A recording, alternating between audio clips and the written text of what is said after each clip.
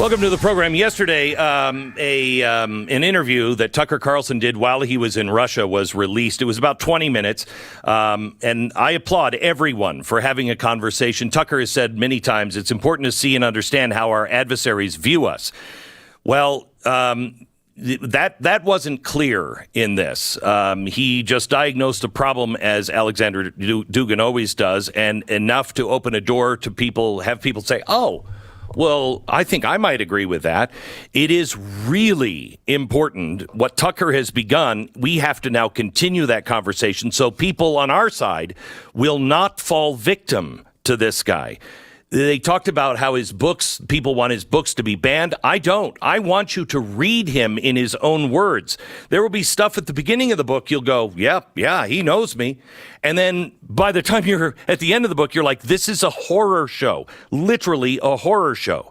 But you should read him. Jefferson, when we went into our first foreign war, which was against the Muslim pirates, insisted that everybody read the Quran. If you really want to understand the absurdity of it all, he said, you need to read this in their own words.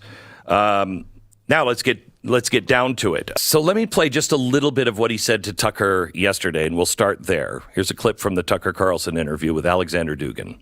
And after the fall of the Soviet Union, there was only liberalism. And Francis Fukuyama has pointed out correctly that there are no more any ideologies except of liberalism. And liberalism, that was liberation of this individual from any kind of collective identity. There were only two collective identities to liberate from.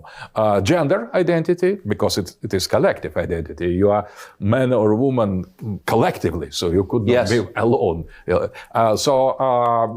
Liberation from gender, and that has led to transgenders, to LGBT, and new form of sexual individualism. So sex is something optional.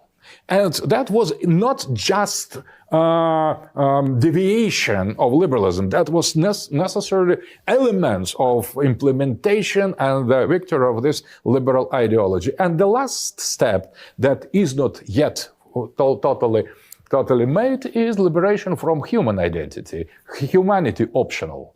And when now we are choosing, or you in the West, you are choosing the sex you want, as you want. And the last step in this process of liberalism, implementation of liberalism, will mean precisely the human optional. So you can choose your individual identity to be human, not to be human. And that has a name: transhumanism, posthumanism, singularity, artificial intelligence, Klaus Schwab, Kurzweil, or Harari. They openly declare that is inevitable future of humanity. So we arrive to the historical terminal station that we finally, 5 centuries ago, we have embarked in this train, and now we are arriving at the last station.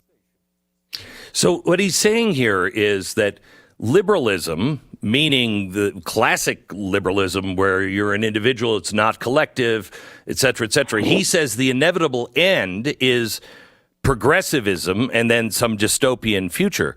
But I don't think that's right. I'd love to hear from you. Liberalism doesn't lead to progressivism. Marxism leads to progressivism. Yeah.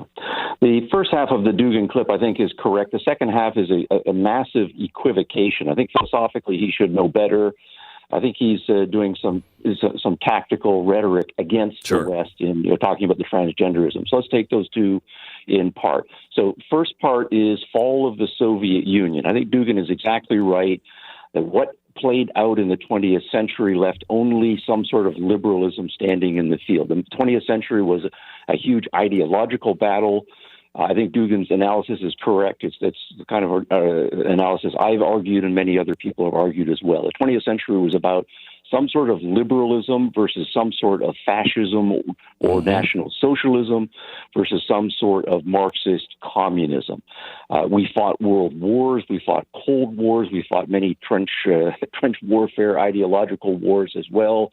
what happened was fascism was defeated, National Socialism was defeated, and by 1991, Marxist communism was defeated. And so what seemed to be almost inevitable, I don't want to use the inevitability language, but was that some sort of liberal democracy, capitalism, individualism, modernity was triumphant.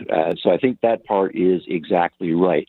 Now, where I think Dugin goes wrong is in the what happens next. My view is that what happened was that liberalism took a breather. We've been fighting wars, ideological and actual wars, for over a century. We let our guard down. We relaxed. We kind of thought everybody is going to get on board, and some sort of liberal, democratic, capitalist, modern future is slowly then going to prevail over the next generation. Now, what actually happened, though, was that the fascists, the National Socialists, the authoritarians, the communists, the Marxists of various sorts did not simply go away and give up the fight. Instead, they started to repackage themselves. And then inside the now triumphant West, there were counter movements that started to reassert themselves. And then we started to see, then by the time we get to 2010, 2015 or so, that those counter-Western movements inside the West are reasserting themselves, and everybody starts to become aware of them. And the particularly nasty forms of transgenderism, and I think there is a legitimate version of transgenderism that reasonable and sensitive people will take aware of, but weaponized transgenderism of the particularly violent form that we're sometimes dealing with, that is a different phenomenon. So the second part then is what Dugin wants to do is to say, and this is the part that you were picking up on, that the relativism, the angry activism, the willingness to let everything burn inside the West that we're now confronting with, the virulent forms of Islamism that we are now confronting, and so on, the total package of anti-Western, anti-liberalisms, where did those come from?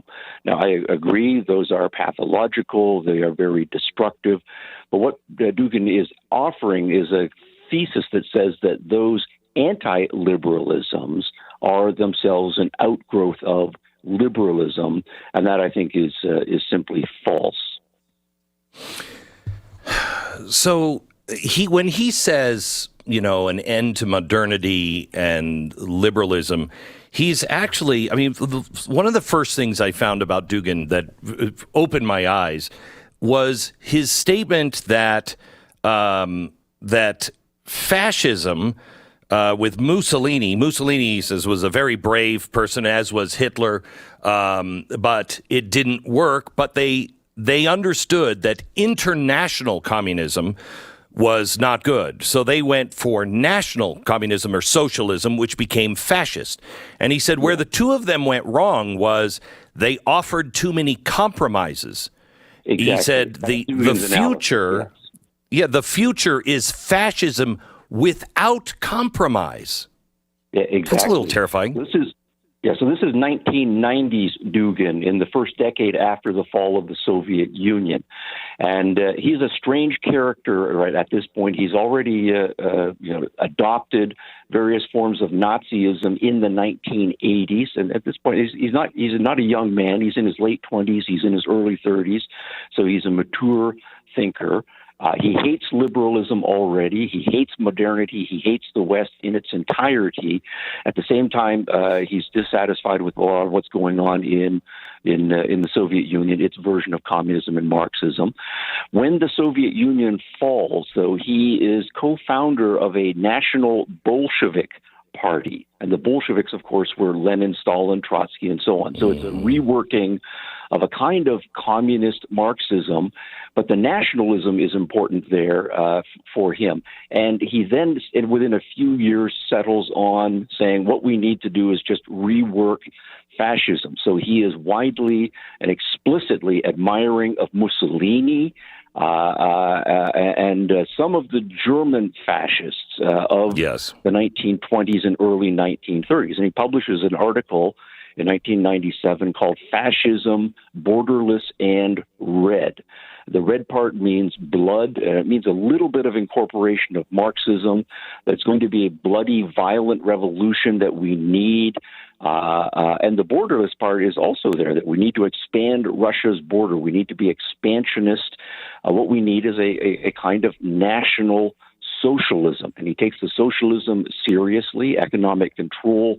But it's not going to be a socialism where we take, so to speak, the Russian people and we make them fit into some abstract socialist template. This is the fascist part. We need to take the Russian people, its particular ethnic identity, including its religion, its cultures, its traditions, see it as having a world historical destiny. It's going to lead the world to a new, bright future that's not going to be trapped in the old Marxist way. And as you're suggesting, it's going to learn from the failures of the earlier versions of fascism and National Socialism. And what that is going to involve is a willing to be muscular, a willing to be violent, a willing to take ethnicity and nationalism seriously, and not to compromise one jot with capitalism, with any form of Western liberalism. So yes, that's Dugin by the time we get to the late 1990s.